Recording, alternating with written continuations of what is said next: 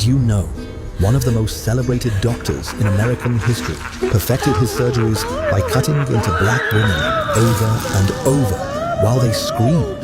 In the 1840s, Dr. J. Marion Sims ran a small surgery behind his Alabama home. There, he experimented on black women without anesthesia. He cut them open with a crude metal speculum he invented himself. And when the wounds didn't heal, he stitched them shut, then reopened them again, over and over. Each time, the same women endured it fully awake. He never cleaned his tools. He recorded the results, not the screams. Sims claimed black women didn't feel pain like white women.